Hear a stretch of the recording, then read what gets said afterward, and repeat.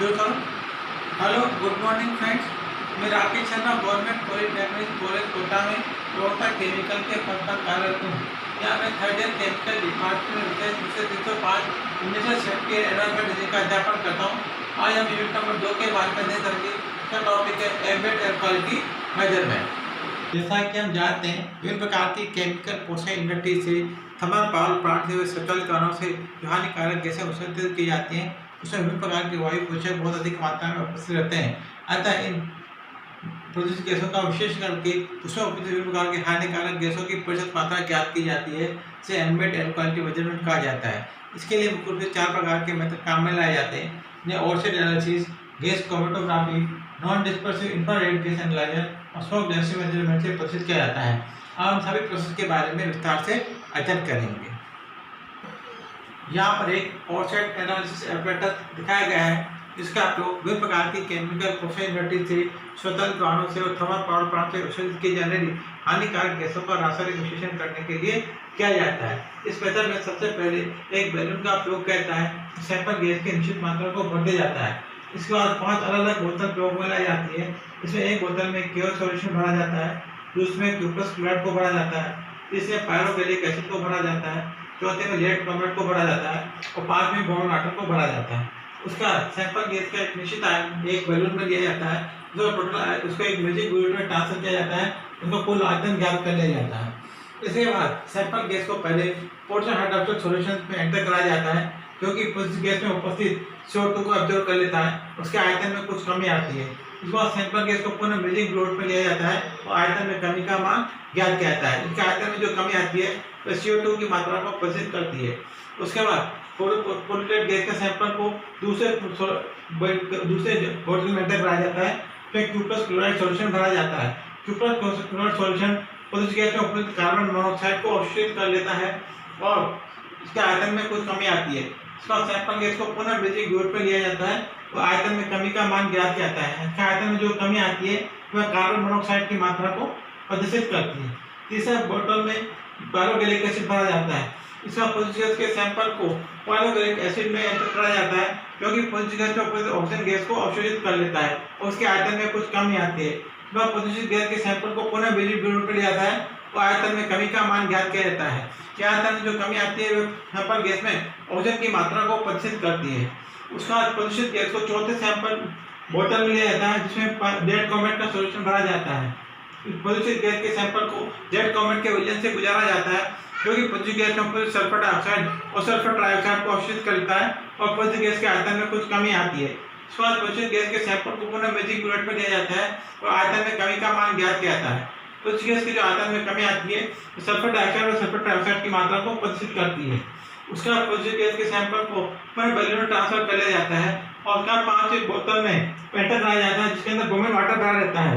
Positive gas के sample को जब ब्रोमीन वाटर में टकराया जाता है तो पॉजिटिव गैस में उपस्थित हाइड्रोकार्बन वेपर को अवशोषित कर लेता है और पॉजिटिव गैस के आयतन में कुछ कमी आती है। पॉजिटिव गैस के आयतन में जो कमी आती है पॉजिटिव गैस में हाइड्रोकार्बन की मात्रा को प्रदर्शित करती है। उसका पॉजिटिव गैस का रासायनिक विश्लेषण करके विभिन्न प्रकार की गैसों की प्रतिशत मात्रा ज्ञात की जाती है। ओरसेट एनालिसिस या ओरसेट रेफरेंस से प्रदर्शित किया जाता है। यहाँ पर एक गैस क्रोमेटोग्राफी प्रोसेस दिखाया गया है, जिसका उपयोग केमिकल प्रोसेस इंडस्ट्री से उत्सर्जित की जाने वाली हानिकारक गैसों का रासायनिक विश्लेषण प्राप्त करने के लिए किया जाता है। इसमें कैरियर गैस सिलेंडर का प्रयोग किया जाता है, तो हीलियम गैस को भर दिया जाता है। तो इसमें एक क्रोमेटोग्राफी कॉलम का प्रयोग किया जाता है, इसमें धातु की स्टील की बनी हुई पतली ट्यूब्स का प्रयोग किया जाता है। इसका डायमीटर 25 से 50 मिलीमीटर और लंबाई 20 से 25 मीटर रखी जाती है। इसके अंदर एडजोर्बेंट को भर दिया जाता है। एडजोर्बेंट के रूप में एक्टिवेटेड कार्बन, सिलिका, एल्यूमिनियम अथवा चारकोल का प्रयोग किया जाता है। तथा इसमें ग्लास सिलिंडर का प्रयोग किया जाता है, तो सैंपल गैस की निश्चित मात्रा को भर दिया जाता है। सबसे पहले सैंपल गैस को क्रोमेटोग्राफी कॉलम में एंटर कराया जाता है और क्रोमेटोग्राफी कॉलम में जो एल्यूमिनेट होता है सैंपल गैस का उपस्थित गैस से carbon monoxide, carbon dioxide, sulphur के ऑक्साइड, नाइट्रोजन के ऑक्साइड, ऑक्सीजन व अन्य गैसों को ऑक्सीजन सतह पर अवशोषित कर लेता है। उसका सैंपल गैस का प्रयोग बंद कर दिया जाता है और हीलियम गैस को क्रोमेटोग्राफी कॉलम में डिवाइड किया जाता है। सबसे पहले हीलियम गैस जो प्राप्त होती है उसको 2 भाग में डिवाइड किया जाता है। एक भाग को क्रोमेटोग्राफी कॉलम में फीड किया जाता है और दूसरे भाग को रेफरेंस सेल में एंटर कराया जाता है। यहाँ पर 2 इलेक्ट्रॉन 2 शेल प्रयोग में लाए जाते हैं, तो एक मैजिक शेल और दूसरा रेफरेंस शेल कहलाता है। इन सेल में धातु के बने हुए इलेक्ट्रिक वायर का प्रयोग करता है तो इलेक्ट्रिसिटी की सहायता से हीट किया जाता है।